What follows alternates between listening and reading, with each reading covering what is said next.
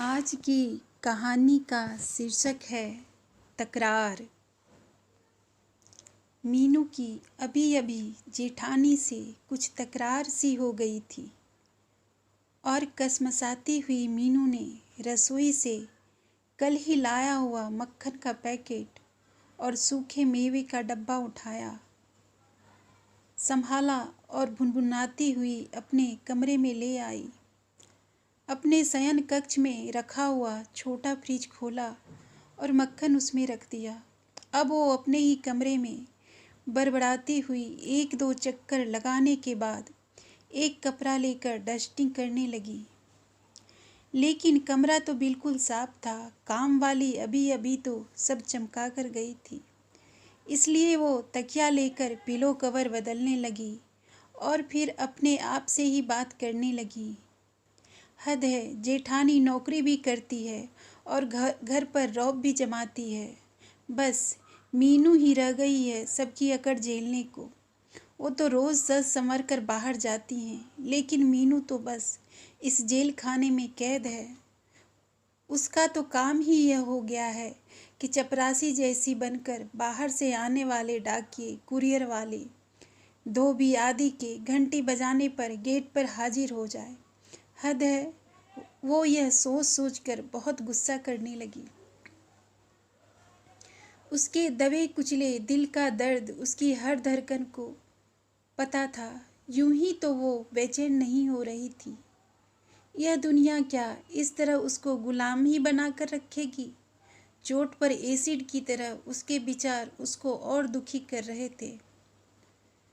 उसने एकाएक आईने में अपना मुरझाया हुआ उदास मुखड़ा देखा और सिसकते हुए सोचने लगी कि वो भी जमाना था जब वो हंसती तो लगता कि दुनिया भर के मनमोहक फूल उसके चेहरे के आसपास ही खिलते होंगे। कैसी आज़ाद जिंदगी थी और एक यह जीवन है। कभी कभी उसको यह लगता कि चतुर जेठानी उसके भोलेपन को बखूबी पहचानती है और उसको बस पूरी चतुराई से इस नरक जैसे घर का चौकीदार ही बना रखा है। वो आज अपने भीतर घुमर रहे उन खामोश बादलों को सुन पा रही थी, जिसे केवल उसका उदास बिस्तर सुन पाता है या यह तकिया। ये वो पाषाण हृदय जेठानी भला कैसे समझ सकती है, जिसके दामन में कभी प्रेम का फूल खिला ही नहीं। मीनू के जेठ जी शादी के 1 महीने बाद से ही रूस में रमे हुए हैं और कितने साल से आने का नाम नहीं ले रहे। और जेठानी भी मगन है, कहती है मेरे भीतर तो सच्चाई, स्पष्टता, पारदर्शिता, निष्कपटता है तो संसार में सब अच्छा लगता है। काम में डूबी औरत को पता ही नहीं लगता कि पति देश में है या परदेश में। सारा दिन दफ्तर में काम में खपती हूँ, गृहस्थी बसाने की सोच भी नहीं सकती। कितनी नौटंकी। मीनू ने फिर गुस्से से फुफकार भरी।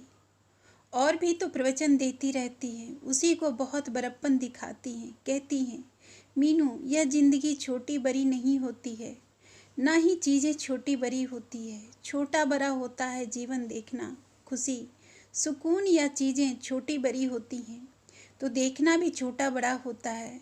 दरअसल सोच का बड़प्पन कुछ और ही है। मैं तो परिवार में तुम सब को होकर खुद को देखती हूँ। जो सब होकर सबको नहीं देख सकता, वह कुछ भी सही और पूरा नहीं देख सकता।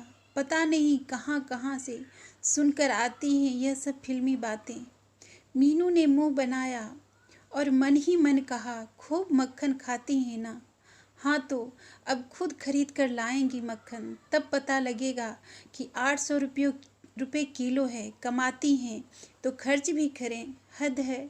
बस रौब मारना आता है, वो भी मासूम सी मीनू पर। यही सोचते सोचते मीनू ने कब तकियों के गिलाफ बदल डाले पता ही नहीं चला।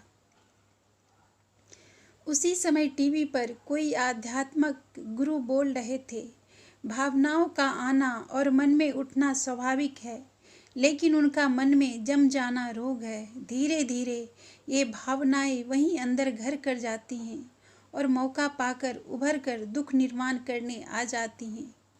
यही खतरनाक है। हम कभी किसी से नफरत न करें, मन को बस वर्तमान में। ओह, हद है, अब ये भी जेठानी का एजेंट है, कहकर बहुत ही फनफनाते हुए उसने रिमोट दबाया और वो गुरु अपने आवाज़ सहित उसके सामने से गायब हो गए।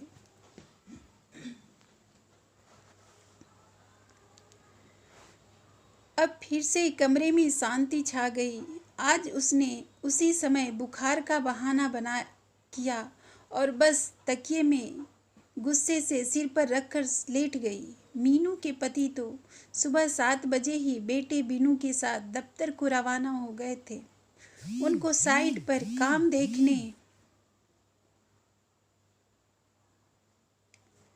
देखते हुए जाना था, मगर अब इस समय जेठानी को दफ्तर जाना था।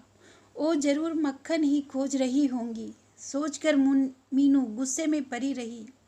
आधा घंटे बाद जेठानी थाली परोसकर लाई और उसको उसी के कमरे में नाश्ता थमाकर चाबी देकर चली गई। गर्मा गर्म पोहे और पकोड़े उससे जीत गए और वो बिस्तर से उठ बैठी। हद है, कहकर मीनू ने गर्मा गर्म नाश्ता मज़े लेकर खाया और अब पूरी तरह बुखार का त्याग कर दिया। ऐसे ही सब बिल्कुल लाइन पर रहेंगे। वो अपनी विजय पर फूली नहीं समा रही थी। उसी को पागल समझ रखा है सबने। वो जब रसोई में आई तो यह देखकर बहुत ही खुश हो गई कि रसोई पूरी साफ और जमी हुई थी। वाह, मन ही मन ऐसा बोलते हुए मीनू ने मक्खन का पैकेट और वो सूखे मेवे दोनों ही उनकी जगह पर वापस सलीके से रख दिए। घड़ी में समय देखा और गर्दन हिलाकर जुट गई। वो जानती थी आज बेटे का हाफ डे है और वो बस 1 घंटे में ही लौटने वाला है। इसलिए मीनू ने स्वादिष्ट कढ़ी चावल तैयार किया।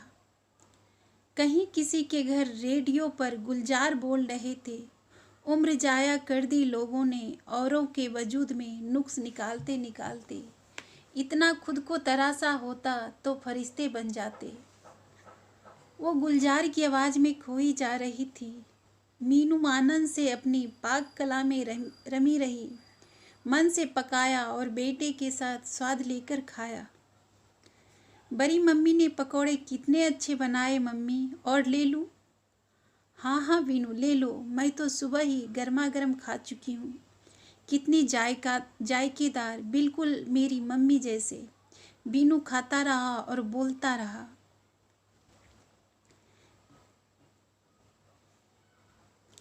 खिड़की से शीतल हवा आ रही थी। आज मौसम बादलों से सराबोर था और दोपहर का 1 बज रहा था। अचानक ही कुछ सीरन सी हुई और मीनू का दिल जेठानी पर उदार होने लगा।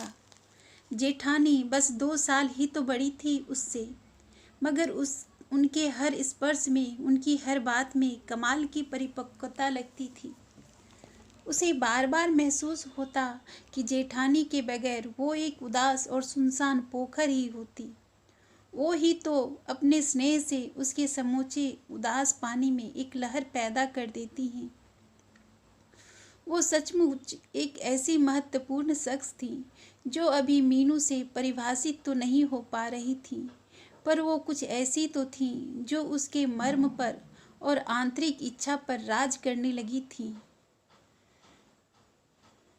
उनके बिना यहाँ परिवार में इतना आराम पाना मीनू के लिए तकरीबन असंभव ही होता। सोचते सोचते ही उसको यह भी याद आया कि उसके जेठानी यहाँ पर बिल्कुल ही अकेली महिला है और करोड़पति और समर्थ है। 4 नौकर रखकर ठाठ से अकेले रह सकती है।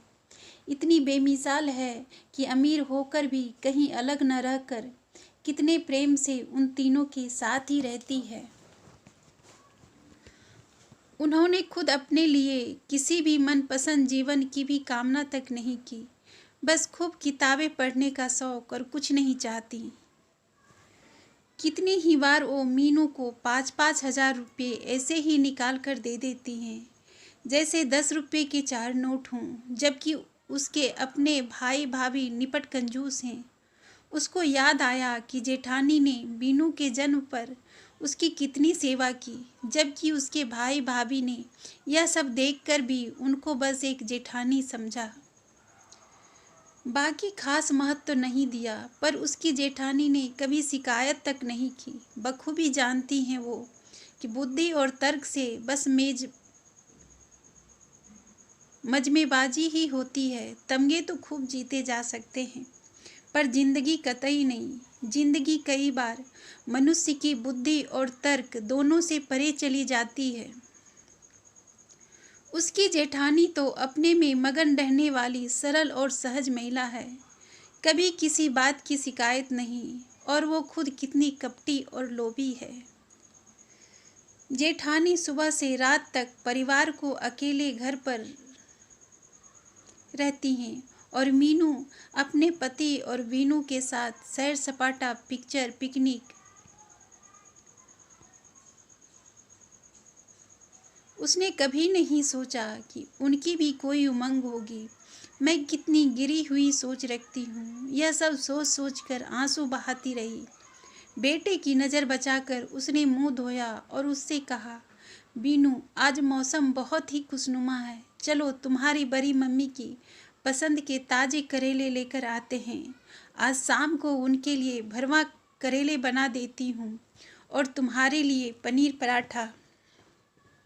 पनीर वाला पराठा? वाह मम्मा।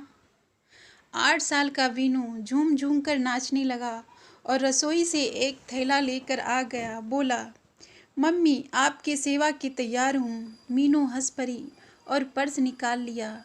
अब दोनों घर से निकल पड़े। पूरा आकाश ही काले घने बादल से घिरा हुआ था। लग रहा है कि शाम हो गई। मम्मी, आज तो ऐसा मन कर रहा है कि गाते झूमते हुए जाएं, है ना? बीनू ने उछल कर कहा। तो मीनू ने कहा, हाँ हाँ, मगर बिल्कुल किनारे किनारे चलो। मीनू ने अपने बेटे को साथ लेकर खुद भी अपने कॉलेज के जमाने को याद कर मस्त मगन अंदाज में चल रही थी और मन ही मन गुनगुना भी रही थी। पंछी बनी उड़ती फिरूं मस्त गगन में। वो तो मन ही मन गुनगुना रही थी कि बीनू ने उसकी कलाई छू कर कहा, मम्मी मम्मी, देखो ना, अभी पूरी सड़क खाली है। चलो ना, हम दोनों गाएं, पंछी बनी उड़ती फिरूं मस्त गगन में। वो खिलखिलाकर हंस पड़ी और गाने लगी। बीनू भी गाने लगा। मौसम वाकई में बहुत खुशनुमा था। इसलिए मीनू करेले और प्याज खरीदने के बाद बीनू के साथ जरा और दूर निकल गई। उसने फलों का एक ठेला देखा और रुक गई। जामुन बहुत ताज़ा लग रहे थे। मीनू ने पूछ लिया, यह जामुन कैसे दिए? फल वाली ने कहा, 200 रुपये। मीनू, अरे बहुत महंगा है। फल वाली, हाँ, यह खास जामुन है और पेड़ पर चढ़कर तोड़ा है। उसकी भी मजदूरी लगती है। सब जगह यही भाव हैं। कहिए कितनी तोलूं? मीनू ने कहा, नहीं, रहने दो, यह आम तौल दो। इतनी देर में फल वाली ने मीनू की बेटी की नज़र को ताड़ लिया। वो बार बार जामुन ही देख रहा था। फल वाली ने उसको मुट्ठी भर जामुन दे दिए। बेटा बहुत खुश हो गया। उसने कमीज की खाली जेब आगे बढ़ा दी। फल वाली हंस हंस कर दोहरी हो गई। उसने जामुन से जेब भर दी। मीनू सब देख रही थी। उसने आम का मूल्य चुका दिया था। अब उसने मुट्ठी और जेब देखकर मन ही मन कुछ हिसाब लगाया कि कितने जामुन हैं और 50 का नोट आगे बढ़ा दिया। फल वाली, अरे ना, बिल्कुल नहीं, भगवान होते हैं बच्चे। मीनू नोट वापस लेकर घर आ गई। घर आकर उसने बेटे को मिल्क शेक बना कर दिया और भरवा करेलों की तैयारी में जुट गई। आज तो ठीक 5:30 बजे ही पति और जेठानी दोनों ही दफ्तर से लौट आए थे। पता लगा कि पति और जेठानी दोनों का भी आज जल्दी आने का ही मन था। अब घर पर फिर से चहल पहल और रौनक छा गई। मीनू ने वो जामुन फ्रिज में रख दिए थे जो अब खूब ठंडे हो गए थे। मीनू ने होमवर्क कर लिया था। वो चटपट रसोई में से एक प्लेट लेकर जामुन स्वाद लेकर खाने लगा था। मीनू ने देखा पति और जेठानी भी आज जामुन ले आए थे। उसके बेटे की आज लॉटरी लग गई थी। पूरा परिवार जामुन खा रहा था। थोड़ी देर बाद बेटा अपने किसी दोस्त के पास खेलने चला गया। अब तो मीनू ने वो पूरा किस्सा सुना दिया और बोल पड़ी, ये फल वाले, ये छोटे लोग ना बस गरीब ही रहेंगे। अपने अभिमान के लिए ऐसे मुफ्त जामुन कौन देता है भला। सब खुश थे मगर मीनू की जेठानी तो इसलिए खुश थी कि रसोई में पक रहे पसंदीदा करेले घर भर में मीठी खुशबू बिखेर रहे थे और मीनू के वो सुबह वाले तकरार और भयंकर गुस्से के नामो निशान इस समय बिल्कुल ही मिट चुके थे।